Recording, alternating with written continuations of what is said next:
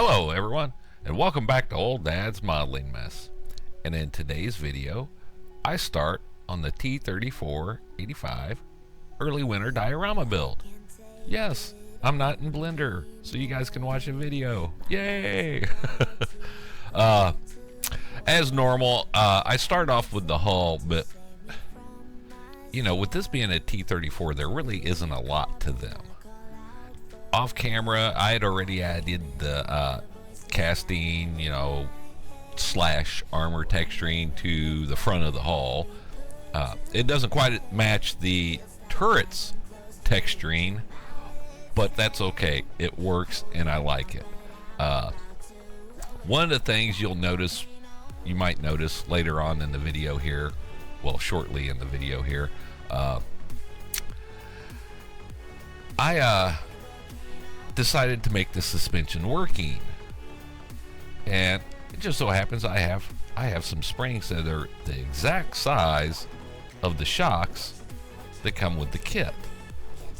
So, this brilliant idea pops in. Hey, let's make a working suspension. So I grab one of the shocks and I cut the ends off and I glue them to the spring. I get all that really nice and good and let everything dry, and the little boxes that hold the struts, I got it in there, and I added some styrene rod, square rod that is, in there to make sure nothing moved around or whatever, just to make sure that the actual spring didn't move around too much or any of that stuff, and nothing could pop off. And as I was test fitting it into the hull, it dawned on me, I just wasted 2 hours.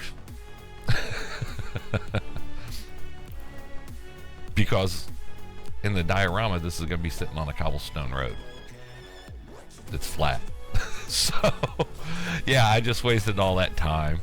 So I hurried up and I got those in and stuff like that.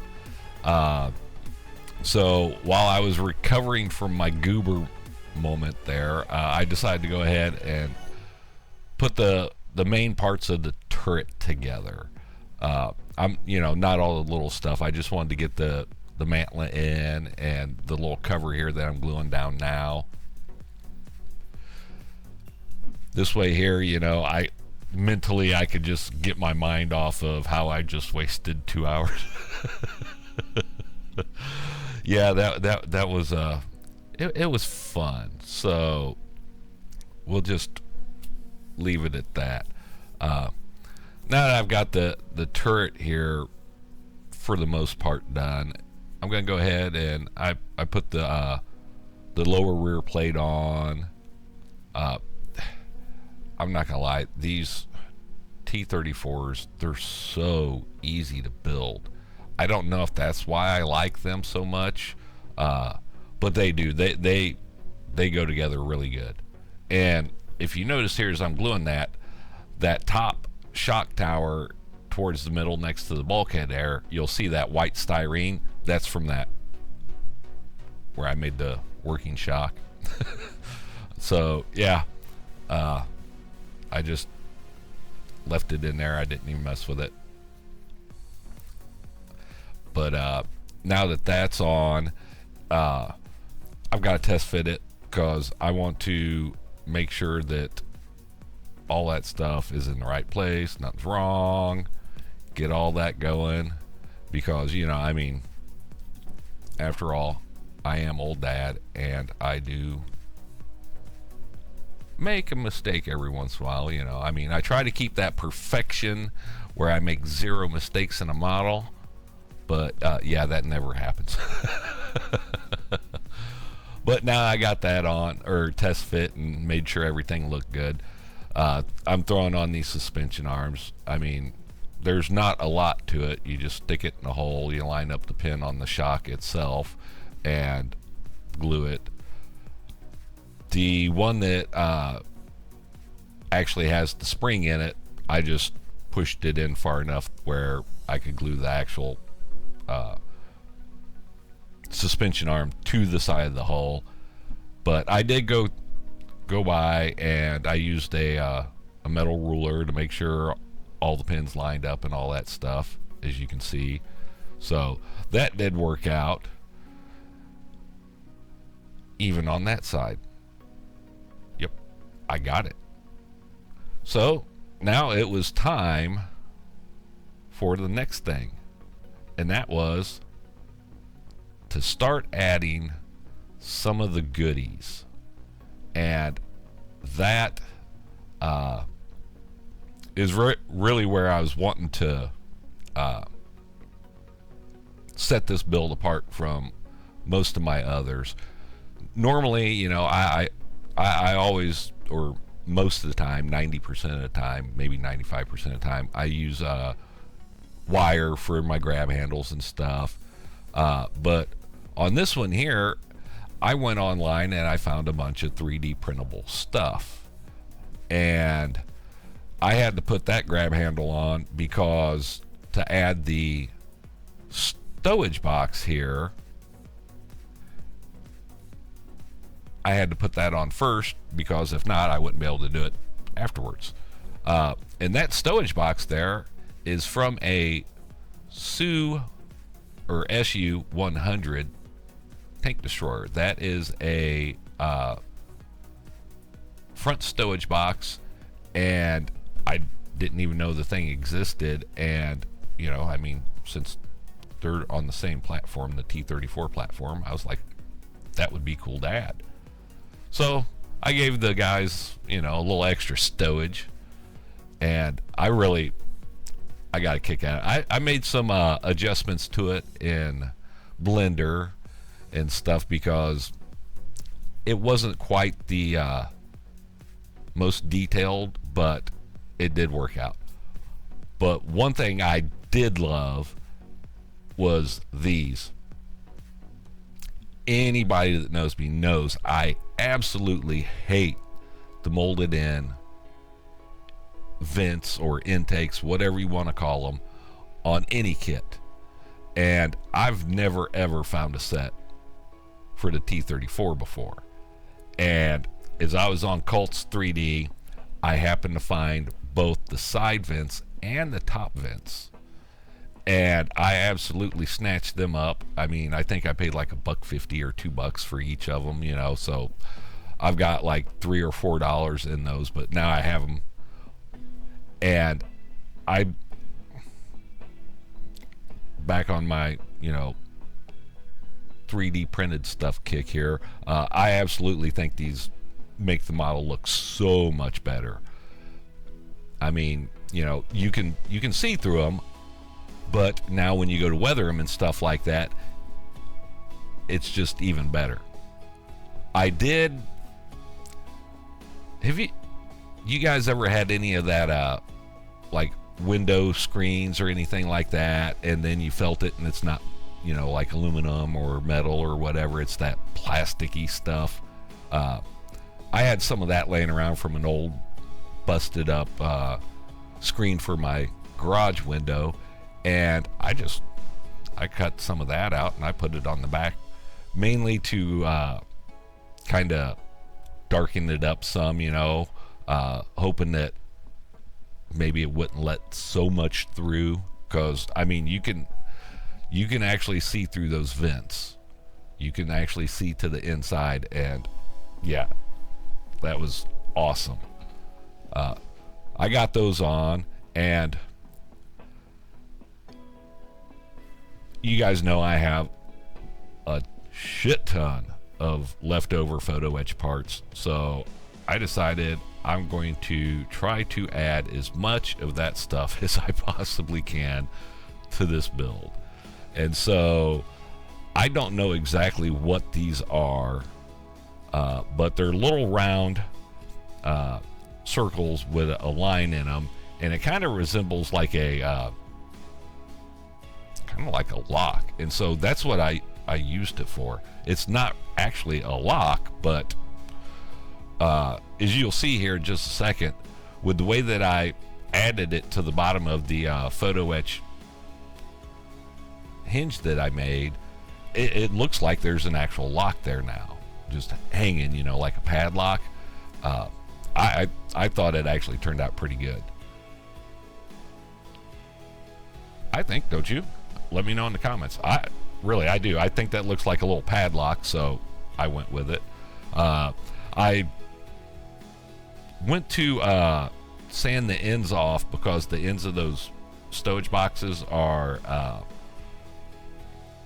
separate, and when I sanded off the molded in hinges, I sanded off everything, so I just made new ones. Now, as you can see, I've got all the vents in and stuff, and so I'm working on my fuel tanks here. These are homemade fuel tank straps. What I did was I just took some old photo etch sprue and I cut it to the size that, so it would wrap around it over the actual plastic strap that's molded on. And then I took a little piece of that, I think it's 26 gauge wire. I can't remember the exact size, but I glued that on top of the photo etch so it looks like that bolt that you loosen and tighten, to remove the fuel tanks with. You'll see here in a minute. I think it turned out really cool. Maybe if I don't stop turning it and messing with it. I have a bad habit of doing that with this stuff. But yeah, maybe homemade photo etch handles. There we go. You can kind of see them now, so it gives it that boltish look. So once it's all painted and stuff, you can't tell that they're different parts. I do add a 3D printed fuel tank holder with straps, and that was, I have this thing about leaving these straps or leaving a fuel tank off and just having the holder on. And this is another thing that I found on Cults. I can't remember if this is the same guy that I got the tracks from or not. It might be, or it might not be. I can't remember for sure, but this was, when I seen this, I was like, oh, I gotta have that. And of course I did. I got it. I think it looks good. Yeah.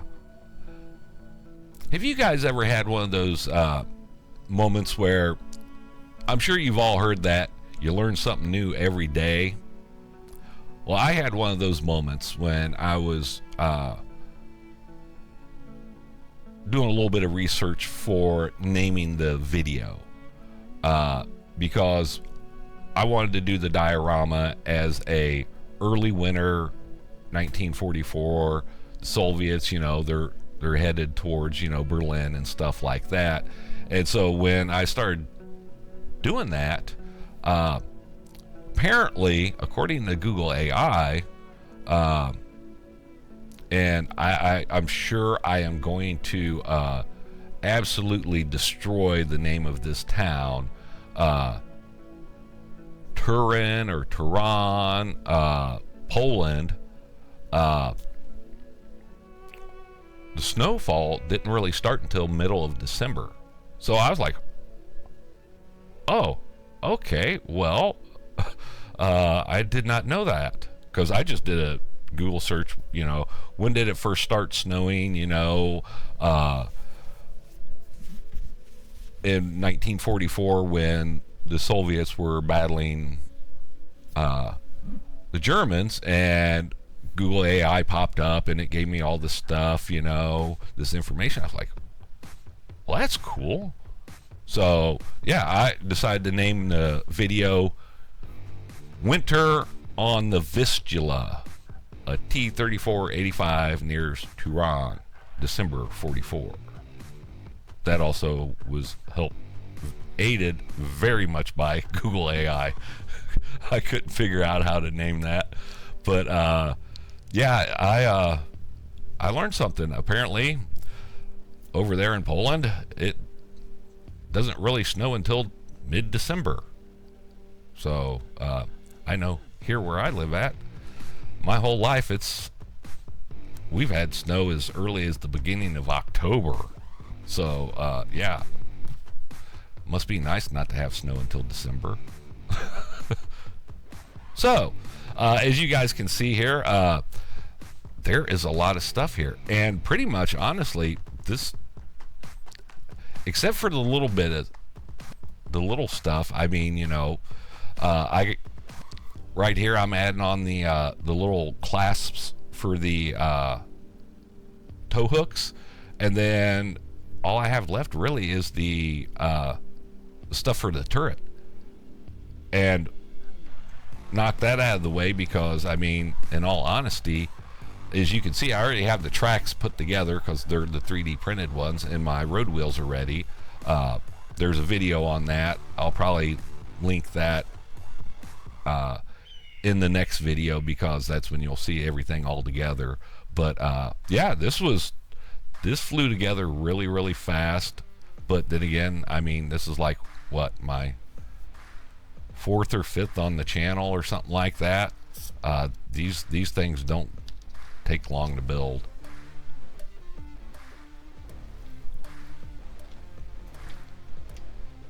Now here I decided to use my little needle nose pliers because I want to make sure that I got them in there good. For some reason, those tweezers that I have there, they'll hold small stuff or thin stuff, kind of, but there's, as soon as you touch it to something, 90% of the time it falls out. So I just started using my needle nose here. Makes it easier. Plus, you know, I mean, if you nick them up with the little grooves on the pliers there, you're not going to do nothing to them. But once I get all this done, or once I got all this done, I